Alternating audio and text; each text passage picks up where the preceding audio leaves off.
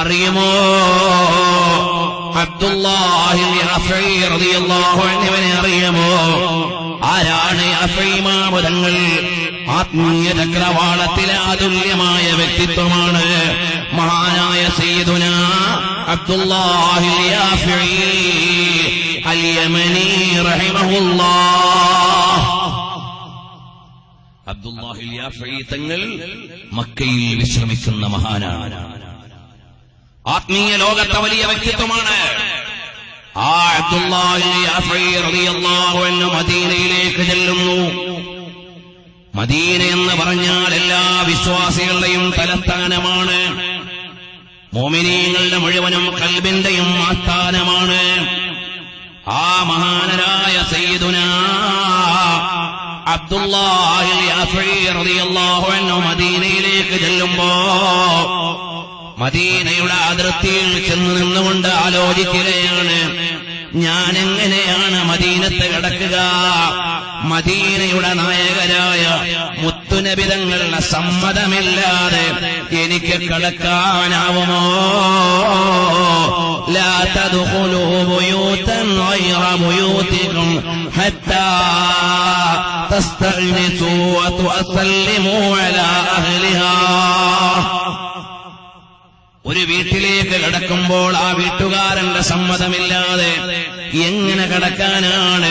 റസൂലുള്ളാഹി തങ്ങളുടെ മദീനയിൽ തങ്ങളുടെ സമ്മതമില്ലാതെ എനിക്ക് കടക്കാനാവില്ല. അങ്ങനെ മദീനയുടെ അതിർത്തിയിൽ കിടന്നുകൊണ്ട് സമ്മതം ചോദിക്കുകയാണ്, ഞാൻ കടക്കട്ടെ നബിയേ? നമ്മളൊക്കെ ഇന്ന് ഫ്ലൈറ്റിലും ബസ്സിലും കാറിലും വലിയ വലിയ വാഹനങ്ങളിലും ഒക്കെ മദീനയിലേക്ക് ഓടി അങ്ങ് ചെല്ലാണ് ഉംറയ്ക്കും ഹജ്ജിനും ഒക്കെ പോകുമ്പോ. അതേ സമയത്ത് അബ്ദുല്ലാഹി യാഫഈ റളിയല്ലാഹു അൻഹു അതുപോലെ ഒരുപാട് മഹാന്മാര് മദീനത്ത് പോയി സമ്മതം വാങ്ങിയിട്ടാണ് കടന്നത്. അബ്ദുല്ലാഹി യാഫഈ തങ്ങൾ മദീനയുടെ ബോർഡറിൽ ചെന്നിട്ട് ചോദിച്ചു, ഞാൻ കടന്നോട്ടെ തങ്ങളെ? ഞാനൊന്ന് വന്നോട്ടെ അങ്ങോട്ട്? സമ്മതം കിട്ടിയില്ല. അവിടുന്ന് 3 ആഴ്ചയിൽ അവിടെ കിടന്നു. മദീനയുടെ അതിർത്തിയിൽ കിടക്കുകയാണ്. അപ്പോഴാണ് പാതിരാവിന്റെ പഴുതിൽ 21ാമത്തെ രാത്രിയിൽ വന്നുകൊണ്ട് പറയുകയാണ്, അല്ലയോ അബ്ദുല്ലാഹ്, യമനിലേക്ക് നിങ്ങൾ മടങ്ങിപ്പോണം. അവിടെ പോയി നിങ്ങൾ 10 പേരെ സന്ദർശിക്കണം. ഖംസത്തും മിൻഹുമുൽ അഹ്യാ വഖംസത്തും മിൻഹുമുൽ അംവാത്. 10 മഹാന്മാരെ നിങ്ങൾ സന്ദർശിക്കണം. അതിൽ 5 പേര് ജീവിച്ചിരിക്കുന്നവരാണ്, 5 പേര് മരണപ്പെട്ടു പോയവരാണ്. അങ്ങനെ മഹാനായ യാഫഈ ഇമാം റളിയല്ലാഹു അൻഹു മദീനയിൽ നിന്ന് യമനിലേക്ക് മടങ്ങുകയാണ്. മുത്തുനബി തങ്ങൾ പറഞ്ഞ 10 പേരെ സിയാറത്ത് ചെയ്യുകയാണ്. വഫാത്തുള്ള മഹാന്മാരുടെ ഖബറിടങ്ങളിലേക്ക് പോയി, ജീവിച്ചിരിക്കുന്നവരുടെ സന്നിധാനങ്ങളിലേക്ക് പോയി. അപ്പോൾ അവർ ചോദിക്കുകയാണ്, നിങ്ങൾ നബി സല്ലല്ലാഹു അലൈഹി വസല്ലം തങ്ങളെ പറഞ്ഞു വിട്ടിട്ട് വരികയല്ലേ? കുല്ലും യുർഹിബൂനനി, എല്ലാവരും എനിക്ക് മർഹബ ചൊല്ലിയിട്ട് ചോദിച്ചു, മുത്തുനബി സല്ലല്ലാഹു അലൈഹി വസല്ലം തങ്ങൾ പറഞ്ഞു വിട്ടതല്ലേ നിങ്ങളെ? സ്വാഗതം. അങ്ങനെ നബി സല്ലല്ലാഹു അലൈഹി വസല്ലം തങ്ങളുടെ സമ്മതം വാങ്ങി വന്നതാണ്. ഈ 10 പേരെ സിയാറത്ത് ചെയ്തിട്ട് മടങ്ങി മദീനയിലേക്ക് ചെല്ലുകയാണ്. പ്രിയമുള്ള സഹോദരന്മാരെ, ഇതൊക്കെ മുഹിബ്ബീങ്ങളുടെ ആനന്ദത്തിന്റെ ലോകമാണ്. നമുക്കിന്ന് ഈ മഹബത്തിന്റെ ലോകം പറയാനെന്ത് ന്യായമാണുള്ളത്? നമ്മളിന്ന് ആരെയൊക്കെയോ ഇഷ്ടം വെച്ചുകൊണ്ട് ജീവിക്കുകയാണ്. ഭൗതികമായ സ്നേഹങ്ങളുടെ ലോകത്താണ് നമ്മൾ ജീവിക്കുന്നത്. നമ്മുടെ മക്കളെന്ന് അനുധാവനം ചെയ്യുന്നത് ആരെയാണ്? ഹബീബായ തങ്ങളെ നമ്മുടെ മക്കൾക്ക് അറിയുമെങ്കിൽ അവരെ തങ്ങളുടെ പിന്നാലെ പോകുമായിരുന്നു. പക്ഷേ മക്കൾക്കിന്ന് മുത്തുനബി തങ്ങളെ അറിയുന്നില്ല. ഹബീബായ തങ്ങളെ നിങ്ങൾക്കറിയുമോ? എന്റെ സദസ്സിനോട് ഞാൻ വിനയത്തോടെ ഒരു ക്വസ്റ്റ്യൻ ചോദിച്ചാൽ, ഹബീബായ നബി സല്ലല്ലാഹു അലൈഹി വസല്ലം തങ്ങളുടെ ജനനം മുതൽ വഫാത്ത് വരെയുള്ള ഒരു പുസ്തകമെങ്കിലും ഈ ജീവിതത്തിനിടയിൽ വായിച്ചു തീർത്ത എത്ര ആളുണ്ടാവുന്നു? നബി സല്ലല്ലാഹു അലൈഹി വസല്ലം നിങ്ങളുടെ ജനനം മുതൽ വഫാത്ത് വരെ ഒരു പുസ്തകമെങ്കിലും വായിച്ചു തീർത്ത എത്ര ആളുകൾ ഈ കൂട്ടത്തിൽ ഉണ്ടാവും? നിങ്ങൾ നിങ്ങളോട് ചോദിക്കുക. ഞാൻ കൈവക്കാനും എഴുന്നേറ്റിരിക്കാനും ഒക്കെ പറഞ്ഞാൽ അതിന്റെ റിസൾട്ട് എത്ര ഉണ്ടാവും എന്ന് എനിക്കൊരു പ്രതീക്ഷയുണ്ട്. കാരണം പല സ്ഥലങ്ങളിലും അന്വേഷിച്ചപ്പോൾ കിട്ടിയ വിവരങ്ങൾ നമുക്കിന്ന് എല്ലാം വായിക്കാനും അറിയാനുള്ള സമയമുണ്ട്. ഇന്ത്യൻ രാഷ്ട്രീയത്തെയും നോട്ട് രാഷ്ട്രീയത്തെയും കേരളീയ രാഷ്ട്രീയത്തെയും ഒക്കെ വായിക്കാൻ നേരമുണ്ട്. ആഗോള രാഷ്ട്രീയവും അമേരിക്കൻ പ്രസിഡന്റും എല്ലാം നമുക്കറിയാം. അതേ സമയത്ത് ലോകഗുരുവായ തിങ്കൾ പ്രവാചകർ സല്ലല്ലാഹു അലൈഹി വസല്ലം തങ്ങളെക്കുറിച്ച് ഒരു പുസ്തകമെങ്കിലും വായിച്ചു തീർക്കാൻ നമുക്ക് നേരം കിട്ടിയില്ലെങ്കിൽ, പ്രിയമുള്ളവരെ, നമ്മുടെ ജീവിതത്തിന്റെ ഗതി എന്താണ്? ഹബീബായ തങ്ങളെ അറിയാൻ നമുക്ക് നേരം വേണ്ടേ? നമ്മുടെ മക്കളെ ഹബീബായ തങ്ങളെ അറിയണ്ടേ? അറിഞ്ഞാലല്ലേ അവര് റസൂലുള്ളാഹിന്റെ പിന്നാലെ വരികയുള്ളൂ. അവരിന്ന് വേറെ ആരെയൊക്കെ അറിയുന്നു, ഫുട്ബോൾ താരങ്ങളെ അറിയാം, അതുപോലെ നമ്മുടെ മക്കൾ ഇമിറ്റേറ്റ് ചെയ്യുന്നു. ഫിലിം സ്റ്റാറുകളെ അറിയാം, നമ്മുടെ മക്കൾ അവരെ പോലെ ഇമിറ്റേറ്റ് ചെയ്യുന്നു.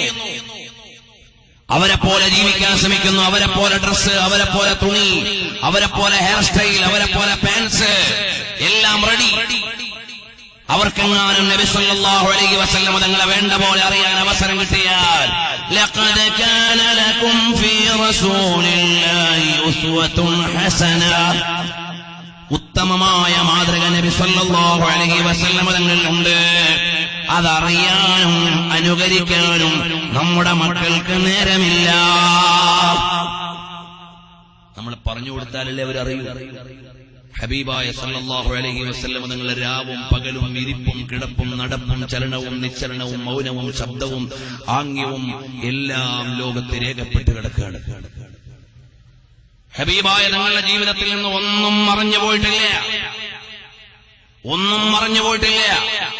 ഞാൻ ഇന്ന് ഉച്ചയ്ക്കിവിടെ പരിസരത്തൊരു സ്ഥലത്ത് സംസാരിച്ചപ്പോൾ പറഞ്ഞു, നബി സല്ലല്ലാഹു അലൈഹി വസല്ലം തങ്ങളുടെ തിരുപാദുകത്തെക്കുറിച്ച് മാത്രം എത്രയോ ഗ്രന്ഥങ്ങളാണ് ലോകത്തുള്ളത്. നബി സല്ലല്ലാഹു അലൈഹി വസല്ലം തങ്ങളുടെ ചെരുപ്പിനെ കുറിച്ച്, പാദുകത്തെക്കുറിച്ച് മാത്രം എത്രയോ ഗ്രന്ഥങ്ങൾ ലോകത്തുണ്ട്, എത്രയോ ഗ്രന്ഥങ്ങൾ. ഇതുപോലെ ഒരു നേതാവ് ലോകത്ത് വേറില്ല. നമ്മുടെ നേതാവ് സല്ലല്ലാഹു അലൈഹി വസല്ലം തങ്ങളെപ്പോലെ അറിയാൻ സോഴ്സുകളുള്ള ഒരു നേതാവ് വേറില്ല. പക്ഷെ അറിയാൻ നമുക്ക് നേരില്ല, നമ്മൾ വേറെ ഏതോ ലോകത്താണ്. അതുകൊണ്ട് എന്റെ സദസ്സിനോട് വളരെ വിനയത്തോടെ പറയുന്നു, ഈ റബീഉൽ അവ്വലിലെങ്കിലും ഹബീബായ തങ്ങളെ പഠിക്കാനുള്ള സമയം കണ്ടെത്തണം. നബി തങ്ങളെക്കുറിച്ചുള്ള അറിവുകൾ ഓരോ കാലത്തും വികസിക്കും. കാരണം എന്താണ്? ആനുകാലിക നോട്ടു രാഷ്ട്രീയത്തിന്റെ മുമ്പിൽ തിരുനബി തങ്ങളെ എങ്ങനെ വായിക്കണം, റൊണാൾഡ് ട്രംപിന്റെ അമേരിക്കൻ രാഷ്ട്രീയത്തിന്റെ മുമ്പിൽ മുത്തുനബി തങ്ങളെ എങ്ങനെ വായിക്കണം, ആധുനിക ടെക്നോളജിക്ക് മുമ്പിൽ മുത്തുനബി തങ്ങളുടെ സന്ദേശങ്ങളെ എങ്ങനെ അവതരിപ്പിക്കണം, മോഡേൺ ബയോടെക്നോളജിയുടെയും ഇൻഫർമേഷൻ ടെക്നോളജിയുടെയും യുഗത്തിൽ 1400 കൊല്ലങ്ങൾക്ക് മുമ്പ് ജീവിച്ച് നമ്മളോട് യാത്ര ചോദിച്ച് ഇന്നും ലോകത്തെ നയിച്ചുകൊണ്ടിരിക്കുന്ന നേതാവിനെ എങ്ങനെ വായിക്കണം. അതെ, ഓരോ ദിവസത്തെയും സംഭവ വികാസങ്ങളോട് ചേർത്ത് ഹബീബായ തങ്ങളെ വായിക്കാനുണ്ട്. കാരണം പ്രജകളോട് എങ്ങനെ പെരുമാറണം. കുല്ലുക്കും റാഇൻ വ കുല്ലുക്കും മസ്ഊലുൻ അൻ റഅയ്യതിഹി. നബി സല്ലല്ലാഹു അലൈഹി വസല്ലം തങ്ങൾ അവിടുന്ന് ലോകത്തെ അത്ഭുതകരമായ പ്രതിഭാസമാണ്. കൊട്ടാരമില്ലാത്ത രാജാവാണ്. ബോഡി ഗാർഡിനെ വെച്ചുകൊണ്ട് നടക്കാത്ത 23 രാഷ്ട്രീയ സാമ്രാജ്യങ്ങളുടെയും ഒരാത്മീയ സാമ്രാജ്യത്തിന്റെയും ചക്രവർത്തിയാണ് ഹബീബ് റസൂലുള്ളാഹ് സല്ലല്ലാഹു അലൈഹി വസല്ലം. 23 രാഷ്ട്രീയ സാമ്രാജ്യങ്ങളുടെയും ഒരാത്മീയ സാമ്രാജ്യത്തിന്റെയും നേതാവായ മുത്തുനബി തങ്ങൾ അടിമകളോടൊപ്പം ഇരുന്ന് ഭക്ഷണം കഴിക്കുന്നു,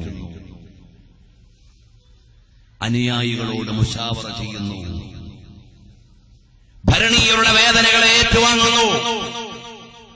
ഇന്നിവിടെ ഏകാധിപത്യത്തിന്റെ സ്വപ്നം വെച്ച് നടക്കുന്ന തമ്പുരാക്കന്മാര് വാഴുന്നുണ്ടെങ്കിൽ ഇന്നലകളിൽ ഒരുപാട് ഏകാധിപതികൾ കഴിഞ്ഞു പോയിട്ടുണ്ട്. കാലം അവരോട് കണക്ക് തീർത്തിട്ടുണ്ട്.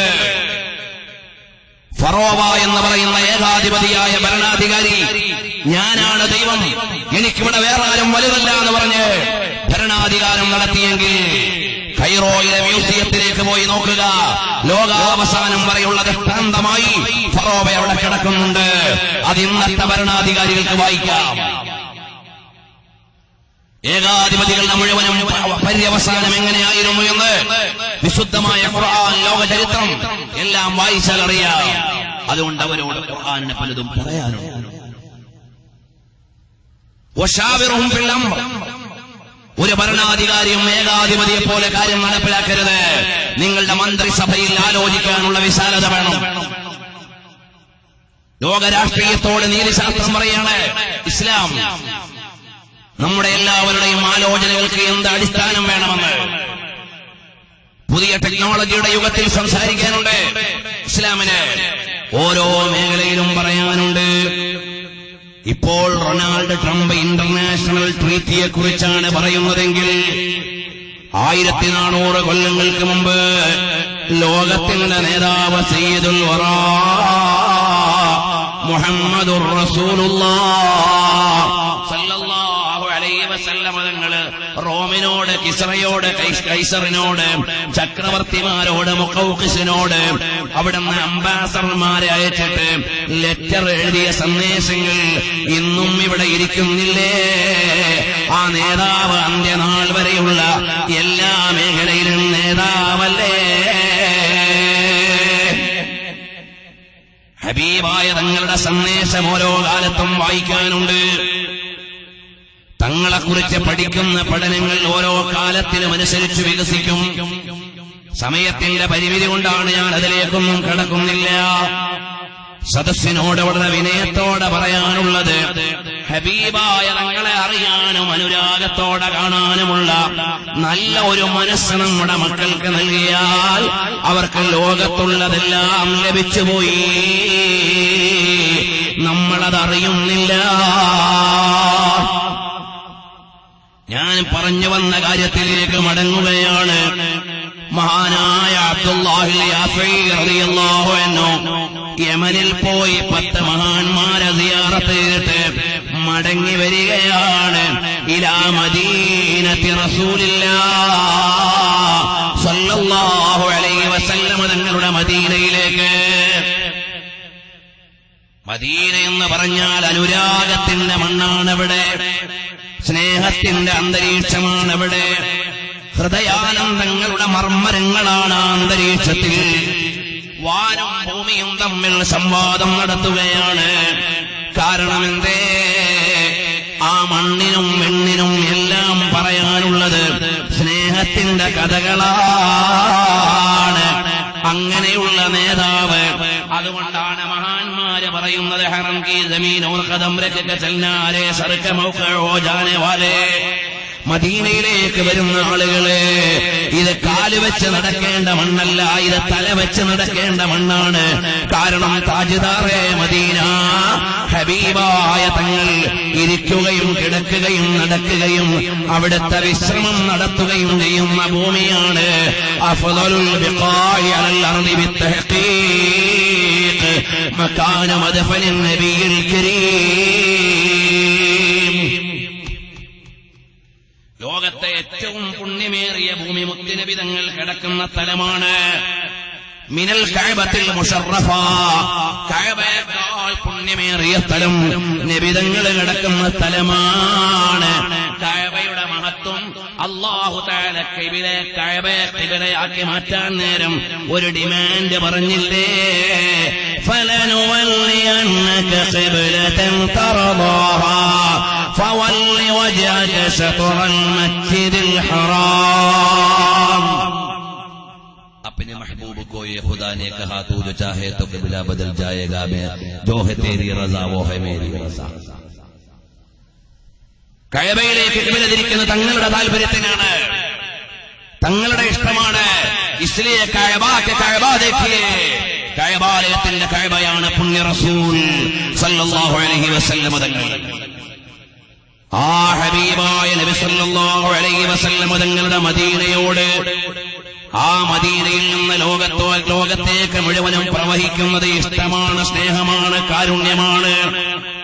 അതോടൊപ്പം അന്ത്യനാൾ വരെയുള്ള മുഴുവൻ പ്രശ്നങ്ങളെയും പ്രതിസന്ധികളെയും മറികടക്കാനുള്ള സംഹിതകൾ മദീനയിലുണ്ട്. കാരണം ഖാതമുൻ നബിയീൻ, അന്ത്യനാൾ വരെയുള്ള മുഴുവൻ വിഷയങ്ങളെയും പരിഹാരം നൽകുന്ന നേതാവാണ് സയ്യിദുൽ വറാ റസൂലുള്ളാഹി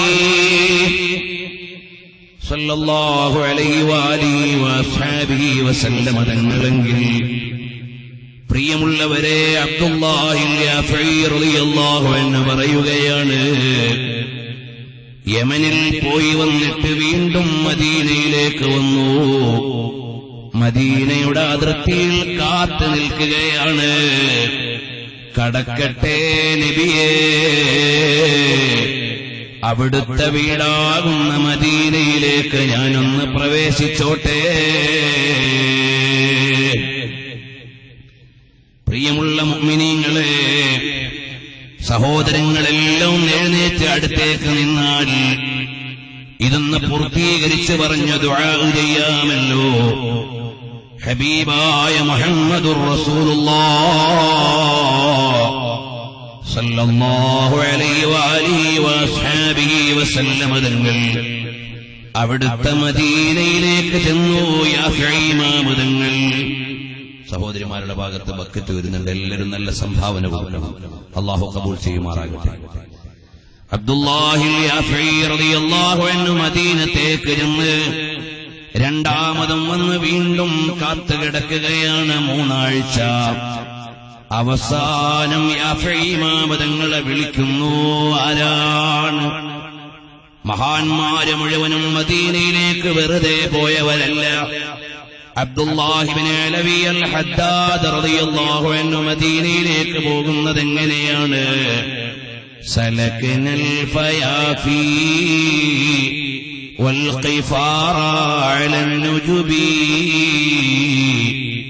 നബി തങ്ങളുടെ മദ്ഹ് ചൊല്ലിയിട്ട് അടിവെച്ച് മുന്നോട്ട് നീങ്ങുകയാണ്. അവസാനം മദീനയിൽ ചെന്നിട്ട് പറഞ്ഞു, ഉഫൂദുൻ വസുവാറുൻ വളിയാഫു ഹളറതി വദുരിയത്തുൻ ജിനാക ബിശ്ശൗഖി വൽ ഹുബ്ബി. തങ്ങളെ, തങ്ങളോടുള്ള പ്രണയം കൊണ്ട് വന്നതാണ് ഞങ്ങൾ, ഇഷ്ടം കൊണ്ട് വന്നതാണ് ഞങ്ങൾ എന്ന് പറഞ്ഞുകൊണ്ട് അബ്ദുല്ലാഹി ഇബ്നു അലവി അൽ ഹദ്ദാദ് റളിയല്ലാഹു അൻഹു മദീനയിൽ ചെന്നു. മഹാനവറുകളുടെ ഇഷ്ടത്തിന്റെ ഊക്കുകൊണ്ടാണ് ആ കവിത ഇന്ന് എഴുതി വച്ചിരിക്കുന്നത്. നബിതങ്ങൾ കിടക്കുന്ന ഹുജറത്തു ശരീഫയുടെ ഉള്ളിലാണ്. 54 വരിയുള്ള ആ കവിതയുടെ 16ാമത്തെ വരി നബിതങ്ങൾക്ക് സലാം പറയുന്ന കവാടത്തിന്റെ മേലെ എഴുതി വച്ചിട്ടുണ്ട്. നബിയുൻ അലീമുൻ ഖുലുഖുൽ ഖുലുഖുല്ലദീ ലഹു അല്ലമർ റഹ്മാനു ഫീ അഅലമിൽ കുതുബി. മഹാനായ ഉമറുൽ ഖാദി തങ്ങൾ കേരളത്തിൽ നിന്ന് പോയി മദീനത്തേക്ക് എത്തിയപ്പോൾ പറയുകയാണ്, إذ جئت طيبة روم زورة قبره أغميت مدهوشا بهيبة قدره. മദീനയിലേക്ക് തങ്ങളെ സന്ദർശിക്കാൻ വന്നതാണ്. ഇതിന്റെ പ്രൗഢി അറിഞ്ഞപ്പോഴേക്ക് ഞാനിതാ ബോധം കെട്ട് വീണിരിക്കുകയാണ്. എന്ത് ചെയ്യാനാണ് തങ്ങളെ? അവിടുത്തെ ജലാലത്തും അവിടുത്തെ കമാലും ഇവിടുന്ന് കാണുകയാണ്. അഹ്മദ് റിളാ ഖാൻ തങ്ങൾ മദീനയിലേക്ക് വന്നു. മഹാനവറുകൾ പറഞ്ഞു, തങ്ങളെ കാണാൻ മോഹമുണ്ട്, പക്ഷേ യോഗ്യതയില്ല. ഉടനെ മഹാനവറുകൾക്ക് മുത്തുനബി തങ്ങളെ കാണാനായി അവിടുന്ന് മഹാനവറുകൾ ചൊല്ലുകയാണ്, तो जिंदा है वल्लाह, तो जिंदा है वल्लाह, मेरे चश्मे आलम से छुप जाने वाले. തങ്ങളെ ഖബർ ശരീഫിന്റെ ഉള്ളിൽ ജീവിക്കുകയാണല്ലോ തങ്ങളെ. അവിടുന്ന് കാണാനായല്ലോ ആ തങ്ങളെ വിളിച്ചുകൊണ്ട് സംബോധന പറയുകയാണ്. മഹാനരായ അഹ്മദ് റിളാ ഖാൻ ബറേൽവി തങ്ങൾ. ഇതുപോലെ എല്ലാ മുഹിബ്ബീങ്ങളും മദീനയിലേക്ക് ചേരുമ്പോൾ അവരുടെ കൽബ് മദീനയുടെ മണ്ണിനോട് ലയിക്കുകയാണ്. ബഹുമാനപ്പെട്ട അബ്ദുല്ലാഹിൽ യാഫഈ തങ്ങളോട് മുത്തുനബി തങ്ങൾ വന്നിട്ട് പറയുകയാണ്, യാ അബ്ദല്ലാഹ്, ഒരു പ്രാവശ്യം നിന്ന് സമ്മതം ചോദിച്ചപ്പോൾ മടക്കി വിട്ടു, യമനിൽ പോയി 10 പേരെ സന്ദർശിക്കാൻ. ഇപ്പോഴിവിടെ വന്ന് കാത്തുകിടന്ന് സമ്മതം തേടുകയില്ലേ? അല്ലയോ അബ്ദുല്ലാഹ്, അന ഫിദ്ദുനിയാ നബിയുക വഫിൽ ആഖിറതി ശഫീഉക വഫിൽ ജന്നതി റഫീഖുക ഇൻഷാ അല്ലാഹ്. മോനെ അബ്ദുല്ലാഹ്, ഞാൻ ദുനിയാവിൽ നിങ്ങളുടെ നബിയാണ്, ആഖിറത്തിൽ നിങ്ങളുടെ ശുപാർശകനാണ്, സ്വർഗത്തിൽ നിങ്ങൾക്ക് എന്റെ സാമീപ്യമുണ്ട്. മതിയോ അബ്ദുല്ലാഹ്? അൽഹംദുലില്ലാഹ്. മഹാനായ അബ്ദുല്ലാഹിൽ യാഫഈ തങ്ങൾ ചോദിക്കുന്നു, ഇനിയെങ്കിലും ഞാനൊന്ന് മദീനത്തേക്ക് കടന്നോട്ടെ? വന്നോളൂ. ഇതല്ലേ മഹാന്മാരി ഇഷ്ടം വെച്ച് സമ്മതം ചോദിച്ച് ഹിജറ 700കളിൽ ജീവിച്ച മഹാനായ അബ്ദുല്ലാഹിൽ യാഫഈ തങ്ങൾ മുത്തുനബി തങ്ങളുടെ സമ്മതം വാങ്ങിയിട്ട് മദീനത്തേക്ക് ചെന്നെങ്കിൽ എന്റെയും നിങ്ങളുടെയും കൽബ് മദീനയിലേക്ക് ചേർന്ന്, അല്ലാഹുവേ, ഞങ്ങൾക്കൊരുപാട് തവണ ആ പുണ്യമണ്ണിലെത്താൻ അവസരം നൽകണേ റഹ്മാനേ. ഹബീബായ തങ്ങളെ ഒരു തവണയെങ്കിലും കാണാൻ ഞങ്ങൾക്ക് തൗഫീഖ് നൽകണേ അല്ലാഹ്. അവസാനം അവിടുത്തെ ചിരിക്കുന്ന മുഖം കണ്ട് മരിക്കാൻ ഞങ്ങൾക്ക് അവസരം നൽകണേ റഹ്മാനേ.